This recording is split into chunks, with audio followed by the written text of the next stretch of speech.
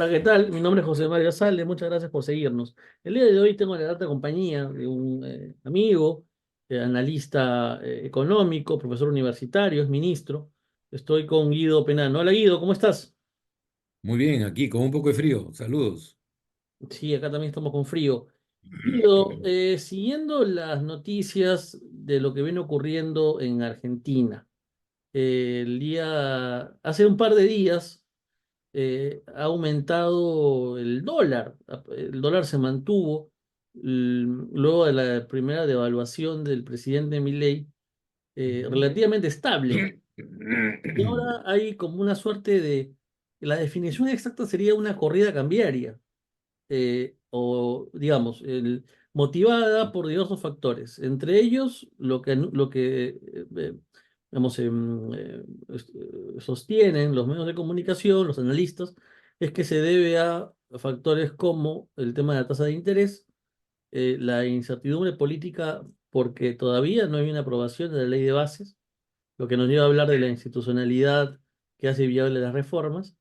Y habría un tercer factor que tiene que ver con la liquidación del dinero de la soja. No sé si nos puedes explicar un poco qué está ocurriendo, para luego pedirte que veamos algunos escenarios, ¿no? Bueno, mira, con mucho gusto.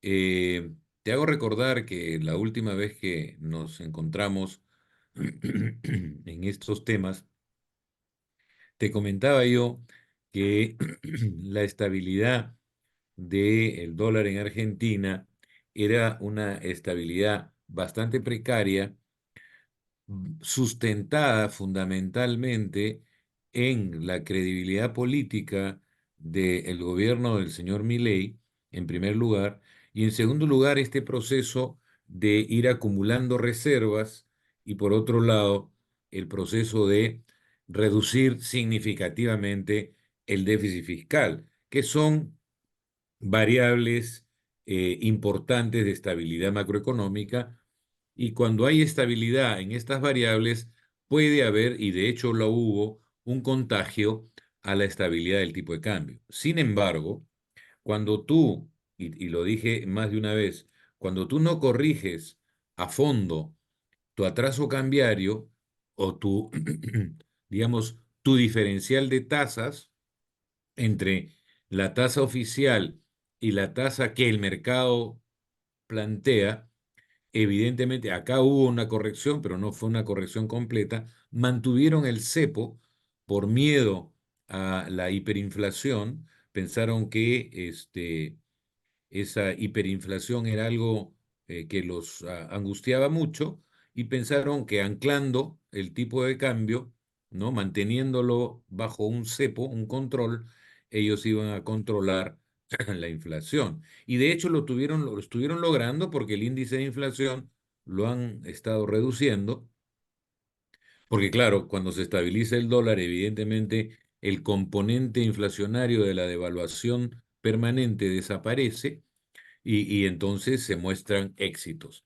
Sin embargo, lo que aquí nosotros dijimos que nos preocupó, primero es que mantuvieran el cepo, en segundo lugar que le tuvieran miedo a la hiperinflación, porque iba a haber un gran salto cambiario y que eso iba evidentemente a alimentar una inflación de muy pocos días y que eso anualizado, sí, claro que iba a ser una hiperinflación.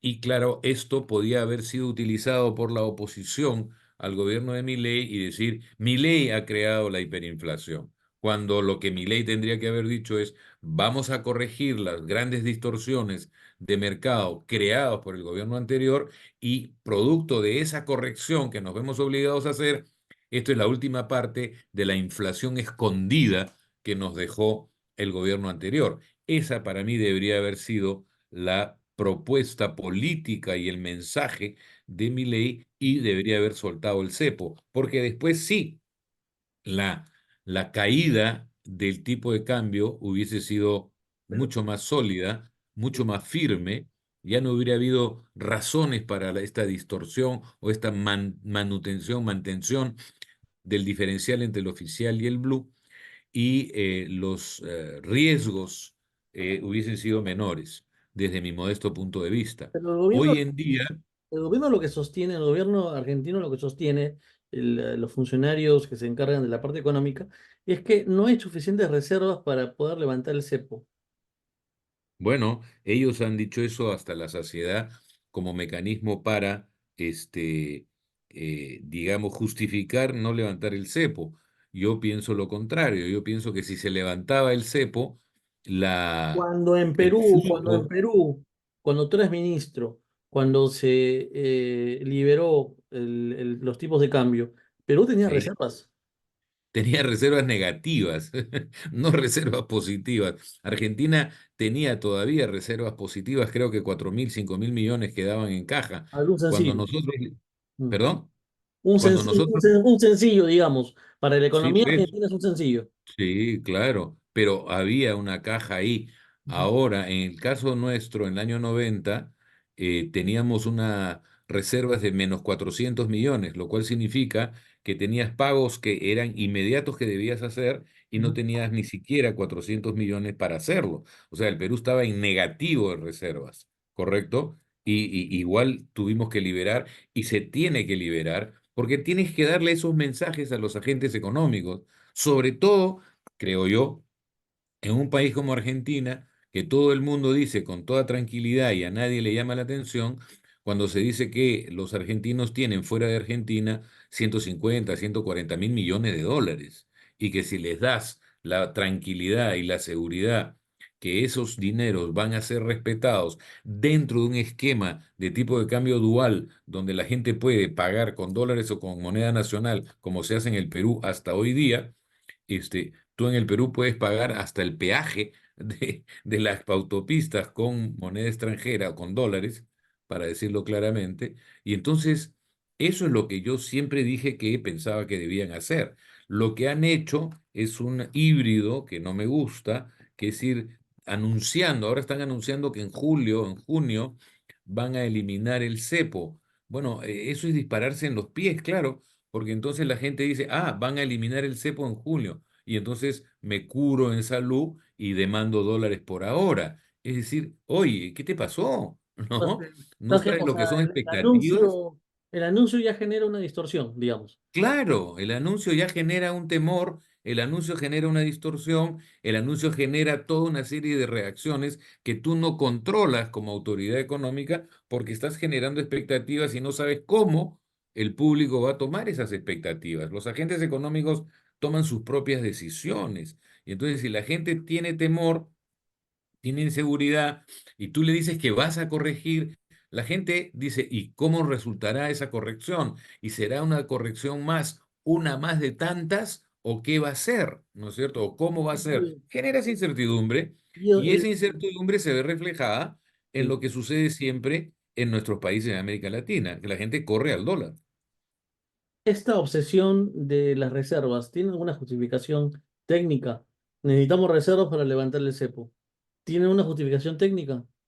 No, para mí no, porque te repito y te digo, nosotros eliminamos todos los controles de cambios que existían en el Perú el año 90 sin ninguna reserva. Es más, con reservas negativas, ¿no es cierto? Y además hicimos un tremendo shock de precios en una noche, de un día para otro, el 8 de agosto del año 90, en que en promedio los precios subieron de un día para otro 400%.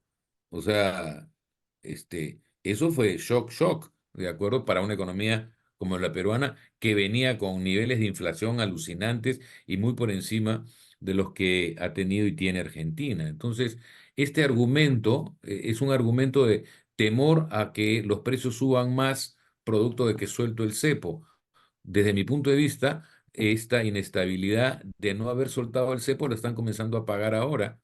¿Por qué? Porque el anuncio equivocado desde mi punto de vista, no, ya no, y es tarde, ya comienza la oposición, cada vez la siento más fuerte en Argentina, porque la luna de miel de un gobierno que recién llega en mi país dice que funciona los primeros 100 días y después comienzas a pagar la factura tú de tus primeros 100 días de decisión. Aquí no se tomaron las decisiones drásticas como debieron ser, mira lo que te digo, y sé que han sido drásticas, pero hoy día estarían gozando de una inflación menor y de una estabilidad cambiaria. Yo me preguntaba ayer cuando vi lo que ha pasado con el dólar blue, esto evidentemente va a tener un impacto en el índice de inflación de los próximos 30 días. Y entonces todo el éxito que ha Es estado decir, que anunciando, va a haber una recuperación de la inflación, va a haber más inflación inevitablemente con el aumento del dólar. y en ese momento tu credibilidad política, tu solidez política, digamos, la capacidad para salir y decirle a la oposición, ¿qué te quejas si estoy teniendo resultados? Va a debilitarse mucho, ¿no? Ahora, suponiendo de que esto es algo, digamos, que va a durar, digamos, unas semanas y que eventualmente vamos a retornar a los esquemas que teníamos hasta hace una semana con un dólar, digamos, muy cercano al oficial, ¿no? Un dólar blue muy cercano al oficial.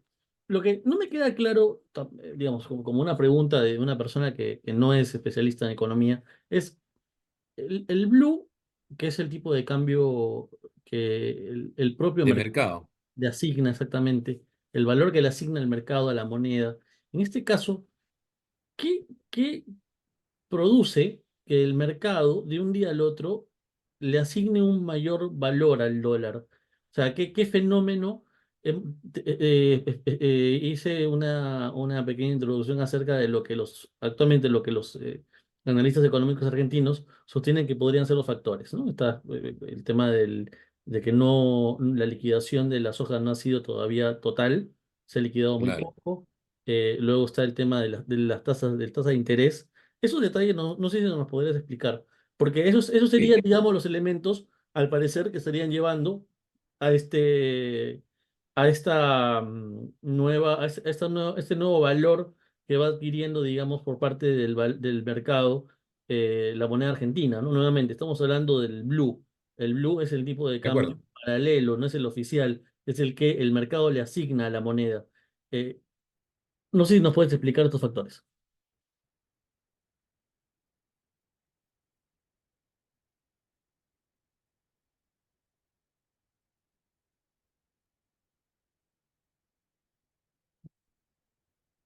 Guido, ¿me escuchas?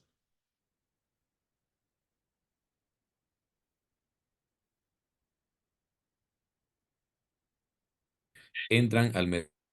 Hola. Aquí estamos. Hola, sí, ¿Sigo? hubo una Un caída de la corte. señal. Pero Bueno, igual, decía, la sigue grabando, producción de sigue soja grabando. Sí, La producción de soja es casi como producir dólares, es exactamente lo mismo, porque exportas esa soja e ingresan dólares, ¿no es cierto? Estás produciendo soja, estás produciendo dólares. Si me dices que la producción de soja, que la cantidad de soja disponible ha bajado, todos los agentes económicos dicen, ups, va a haber menos dólares disponibles porque se ha producido menos soja, tal cual. Y entonces, si yo sé que hay menos papas en el mercado, no me cabe duda que el precio de la papa va a subir. Si yo sé que hay menos dólares en el mercado, no me queda duda de que el precio del dólar va a subir. Entonces tomo mis precauciones. Eso es uno. Dos, más difícil de entender es la tasa de interés. Yo bajo la tasa de interés como Estado, como Banco Central, con el ánimo de primero bajar costos financieros, ¿correcto? Y en segundo lugar, hacer que los negocios sean más rentables, porque les estoy justamente bajando el costo financiero. Entonces trato de que sean más rentables y que también el consumo suba. ¿Por qué? Porque todo el que consume a crédito, también va a tener un costo financiero menor. Entonces, pretendo reactivar con eso. Sin embargo, al yo bajar las tasas de interés, también hay un contraefecto muy importante al otro lado, que es que cuando yo bajo la tasa de interés, hay mucha gente que dice, ya no es tan atractivo ahorrar en moneda nacional, y tengo estos otros temores, ¿no? Ya el ahorro, lo que recibo, la retribución que recibo por mi dinero depositado en un banco, se ha reducido. Entonces mejor saco mi dinero y lo meto y busco rentabilidades alternativas. ¿Y cuál es una de las rentabilidades alternativas? Es comprar dólares porque hay la expectativa de que como la soya no ha sido una buena fuente de dólares, ahí puede darse, ¿no? Mi expectativa es que el dólar va a subir. Entonces retiro mi plata porque ahora la tasa de interés me paga menos, me rinde menos y me arriesgo a comprar dólares porque por ahí puedo conseguir la compensación mayor a mi dinero de lo que antes me daba la tasa de interés. Entonces, eso es política monetaria pura, ¿no? Y decisión de lo que hace el agente económico, tal cual.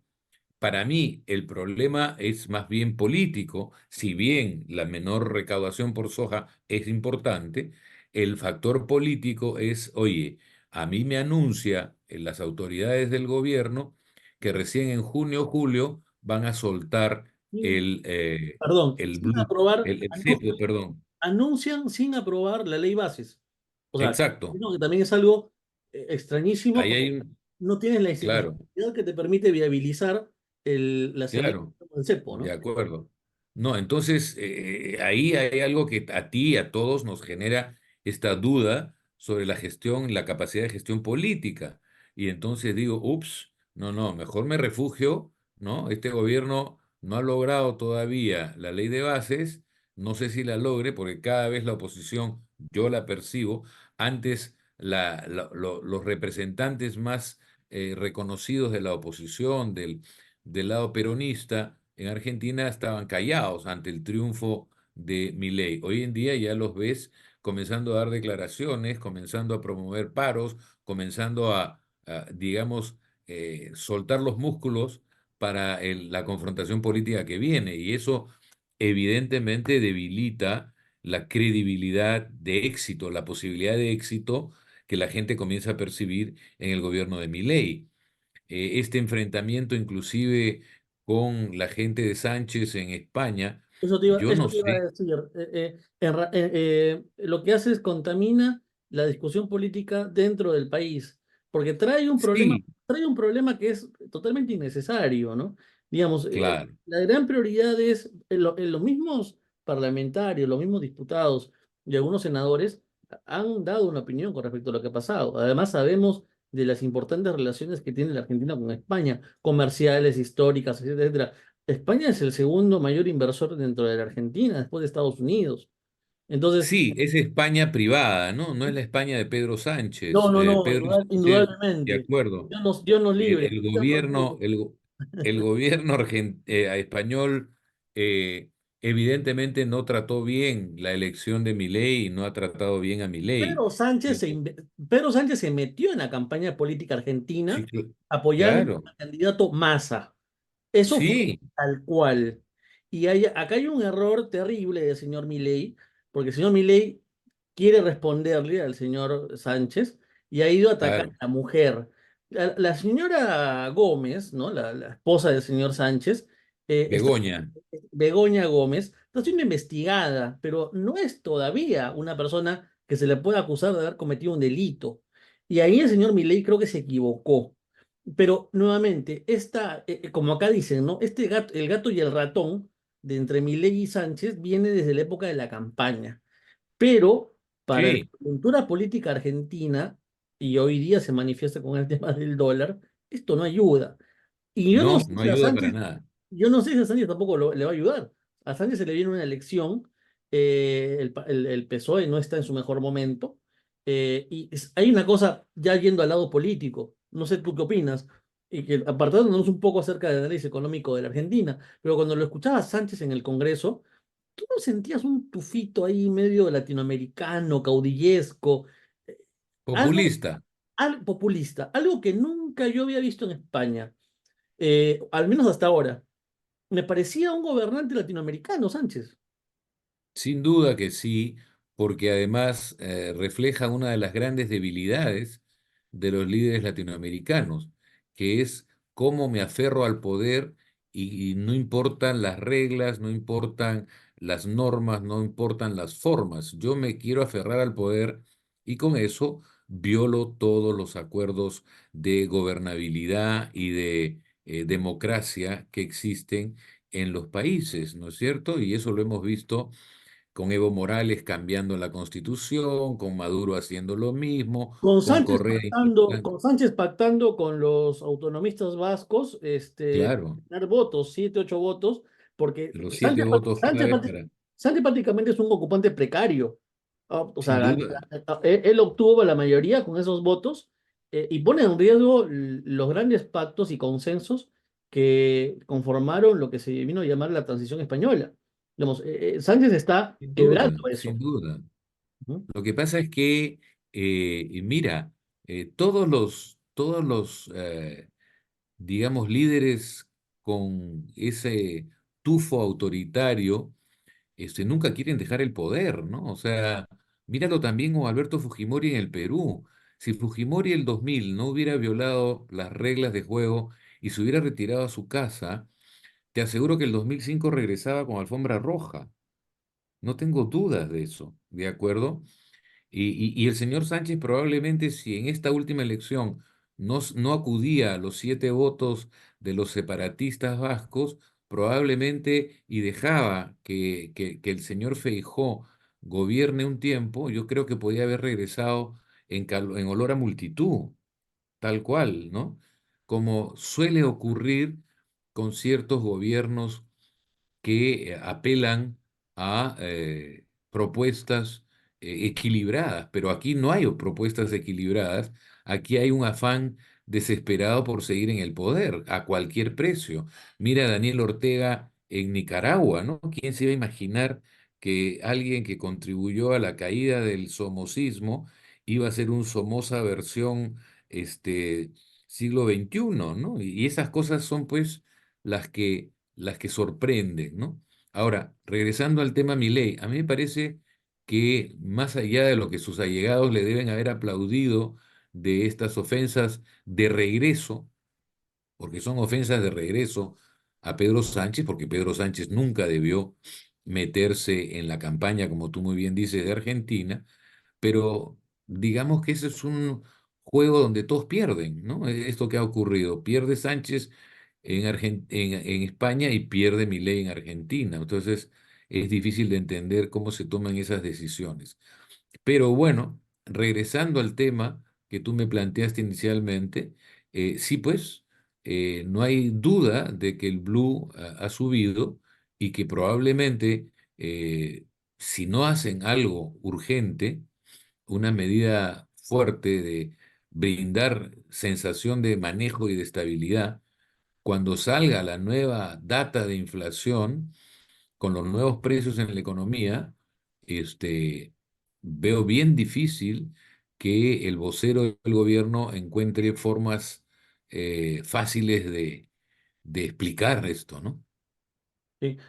Tengo que hacer una precisión porque he cometido un error. En realidad, bueno, siendo en sentido estricto, los votos que obtuvo Sánchez para poder lograr la investidura no son tanto de los autonomistas vascos, sino son de los catalanes, de Junts, ¿no? De Junts, Perdón, claro, eh, claro. del, Puigdemont, exactamente, de la agrupación del exiliado eh, Charles Puigdemont. Em, la última pregunta, Guido. sí. ¿Cuáles serían los escenarios que deberían manejar tanto el ciudadano de a pie, como decimos en Perú, el ciudadano, digamos, que pre- ve estas informaciones con respecto al aumento del dólar y tiene que tomar decisiones económicas, financieras, familiares, así como también el empresario, el pequeño empresario, porque evidentemente el gran empresario tiene un asesor económico que le va a decir, oye, tienes que ir por acá. Pero al pequeño comerciante, al pequeño trabajador, al pequeño empresario, ¿cuáles decisiones debería, o cuáles serían los escenarios posibles que deberían seguramente generarse a partir de este aumento del dólar? Tú manifestabas que uno de ellos va a ser que muy probable que la inflación nuevamente vuelva, digamos, ¿no? Eh, Recupere niveles anteriores, ¿no? Bien, ¿qué otras cosas podría generar este aumento del dólar? Que haya una real especulación con respecto al dólar digamos, haya un aumento ya, digamos, una explosión, digamos, en cuanto a lo que es el valor del dólar. ¿La gente empieza a comprar dólares? Yo no creo que eso pueda darse con facilidad porque hay un elemento que va a ayudar mucho a que eso no ocurra, que es la contracción del gasto público, ¿no es cierto?, que ha hecho el gobierno de Milei. Ahí sí ha sido tremendamente exitoso. Y Ujú. entonces la gente no tiene hoy en día en Argentina la caja en moneda nacional suficiente para correr al dólar, ¿no? Para hacer una corrida de las de antes, digo, con respecto al dólar, con respecto al tipo de cambio. Y yo me imagino que el ministro de Economía se va a aferrar más mañana que nunca de que eso no ocurra, o sea, de contraer, van a contraer más todavía el gasto público para evitar que aquí se dé esto que tú me estás consultando, ¿no? O sea, si tú le quitas pesos a la gente, bueno, no hay forma que corran a comprar dólares, ¿no? Es una manera cínica de decirlo, pero eso es así, o sea, sin poder adquisitivo no hay para ir a comprar ni comida ni dólares, ¿no? Y la gente O va a sea, tener que la priorizar. corrida no va a ser por demanda de dólares, definitivamente, porque no tienen capacidad de compra de dólares. No va. Exactamente, Entonces, exacto. los factores que, digamos, generarían este incremento nuevamente son estructurales. Y básicamente, para ir terminando, tú resaltarías uno que es fundamental y es la estabilidad política y el lograr los grandes consensos, que hasta ahora no se ha logrado. Y que lo hacía a Milei exitoso frente, por ejemplo, a experiencias como la peruana, porque Fujimori tuvo que disolver el Congreso para, bueno, hizo cosas antes, cuando tú eras parte del gobierno, en democracia. Así es. Pero tuvo en un momento que cerrar el Congreso porque la oposición no Yo, lo yo, dejaba gobernar, yo, según el relato, digamos, que se maneja, pero Milei lo estaría haciendo en democracia. Entonces, eso tiene una virtud y sería un logro. No sé qué opinas al mira, respecto. ¿Eh? déjame aclarar un punto que es fundamental, ¿no? Yo discrepo, y porque además fui parte, ¿no es cierto? Yo discrepo con aquellos que justifican el 5 de abril de 1992 de Alberto Fujimori, que justificó que como no lo dejaban gobernar, tuvo que cerrar el Congreso y dar el famoso autogolpe. Yo fui parte de ese primer gabinete y fui además más de una vez el portapropuestas. Yo tenía mucho Una contacto. suerte de vocero, digamos. Sí, pero en privado, yo he hablado con el presidente Fujimori en su momento, trayéndole mensajes de respaldo, colaboración, deseo de dar gobernabilidad a el gobierno de Fujimori. Es más, la gente del Fredemo, que eran con el Fujimorismo hubieran hecho mayoría absoluta en el Congreso, más de una vez me buscaron al ministro de Industria, en ese momento yo, a decirme, Guido, lo que necesites. Guido, lo que les haga falta. Guido, todo nuestro respaldo. Guido, trabajemos juntos. Aquí estamos. O sea, eso lo he vivido yo. No me lo contó mi vecino, no, el amigo de fulano. No, no, no. Eso yo lo recibí y yo lo trasladé y yo fui a hablar con el presidente. Y varias veces, después de yo decirle, he hablado con el líder tal de las altas jerarquías del movimiento que perdió las elecciones con Fujimori, y me han ofrecido esto y esto y esto de colaboración. Y al día siguiente o 2 días después, yo he escuchado a Fujimori atacar a esos señores. Y entonces, claro, mi desconcierto se fue creciendo cada vez más. Y ahí fue donde dije, no, acá lo que queremos es, lo que estamos buscando no es gobernabilidad, sino confrontación. Yo creo que ya Fujimori tenía muy claro su plan de crear confrontación para justificar lo que él no quería, que era sentarse en una mesa y negociar. Fujimori nunca le gustó Es lo que se suele sentarse llamar, a negociar. es lo que se suele llamar la estrategia de la tensión. Quería generar una tensión con la oposición, justamente para dar patear el tablero, ¿no? Que es lo que Exacto. finalmente hizo. ¿no? Exacto, Bueno, exacto. tenemos que hablar un día al respecto. Creo que un día tenemos que hablar concretamente acerca de la narrativa fujimorista del 5 de abril. Vamos un día a hablar sobre Bueno, el tema. Pero para cerrar el tema argentino, y ya también para finalizar, y agradezco estos minutos, Guido. em,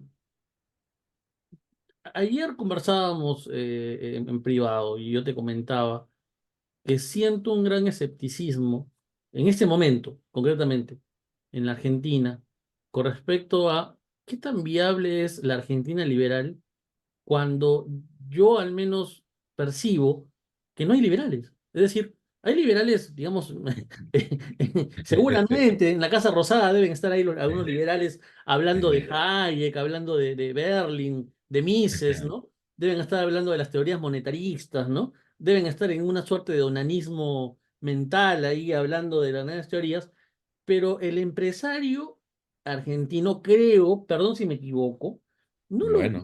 no lo veo tan liberal, yo lo veo un poquito más mercantilista. Eh, y veo que le gusta, pues, el Estado. Le gusta el Estado para bien o para mal. Sobre Bueno, todo, sí, le gusta el Estado cuando lo maneja a su favor. ¿No? y No claro. le gusta el Estado cuando el Estado da reglas y normas que le mejoran los márgenes de utilidad. Eso le encanta, ¿no? Y también cuando le quita competidores, cuando lo ayuda a quedarse él y sus dos o tres amigos en una situación monopólica o oligopólica que le permite administrar precios y le permite maximizar ganancias. A ese tipo de gobierno el empresario típico latinoamericano le encanta, ¿no? Ahora, es un empresario que yo espero que sea ya una especie de en extinción, porque, claro, le hace mucho daño, sus actitudes le hacen mucho daño a la democracia en América Latina y le hacen mucho daño a la percepción que tiene la ciudadanía de este tipo que lo ve como algo nefasto porque lo ve como un tipo primero egoísta y en segundo lugar, manipulador de precios y te cobra cada vez más y te da un producto cada vez de menor calidad y de menor volumen. Y entonces el consumidor no es tonto, ¿no? El consumidor termina resintiendo esa posición y mucha gente asocia, ¿no? al empresario con posiciones ideológicas de derecha y por lo tanto eso es lo que más ha desgastado a la derecha latinoamericana, a la derecha política latinoamericana, ha A sido la derecha auténticamente liberal, digamos, ¿no? No a la derecha claro, mercantilista, ¿no? claro, claro. Ahí Y, está un poco el gran tema, ¿no? Guido, y ahora sí, con esto termino. Y además, ¿no te parece sintomático que el señor Milei no resalte un tema importante dentro de la agenda económica que es la competitividad? También hemos hablado de eso ayer. Sí, Yo claro. no he escuchado a Milei hablar de un plan de competitividad, porque si él quiere hacer todas esas transformaciones en Argentina, entiendo, y tú has estado en el Perú en los 90, tú has sido parte del equipo, digamos, que hizo estas transformaciones, hay un plan de competitividad. Yo he escuchado una entrevista tuya muy interesante donde hablabas toda esta revolución en el campo agrario con la agroindustria. Los esfuerzos por mejorar la competitividad tienen que ser parte de este plan, necesariamente. Bueno, sin duda, y una de las razones por las cuales yo me alejé del Fujimorismo, fue justamente porque el Fujimorismo tuvo un gran éxito con el plan de estabilización, pero jamás llegó a proponer un plan de crecimiento y competitividad. Nos quedamos con estabilización y seguimos con eso porque el siguiente gobierno que vino siguió con el mismo modelo de estabilización, me refiero a Toledo, y después García en su versión 2 y después Humala en su versión digamos, la gran La, transformación, no, sino la la hoja de camiseta ruta, blanca. La camiseta blanca. claro, claro, cuando se puso en hoja de ruta y así sucesivamente. Y entonces, evidentemente, no hubo una propuesta de un modelo de crecimiento económico con competitividad, con metas de, digamos, crecimiento por sectores, con sectores claves identificados como motores del crecimiento económico que tienen que haber, porque no todos los sectores crecen a la misma velocidad y no todos los sectores tienen la misma capacidad competitiva. Entonces, todo eso forma parte de un paquete que debe ser un plan de gobierno, ¿correcto? Y yo no veo esto por lo menos en el señor Milei. Lo que yo he escuchado es estabilidad, estabilidad y estabilidad. Y en eso se parece al gobierno de Fujimori de los 90, ¿no? Bien, Guido, me encantaría poder seguir conversando. Dejamos muchos temas seguramente en pendientes. Retomaremos el diálogo más adelante. Cuando gustes. Espero que esta información le sirva a todos los hermanos argentinos que seguramente se preguntarán qué está pasando en esta nueva etapa con un dólar alto. Veremos qué ocurre también en los próximos días y semanas. Guido, te mando un fuerte abrazo, espero que te encuentres bien y Muchos saludos. mantenemos la comunicación. He estado con Guido Penano, economista, es ministro y amigo de este espacio con nosotros, conmigo, ha sido hasta el día de hoy. Espero verlos la próxima semana. Muchas gracias.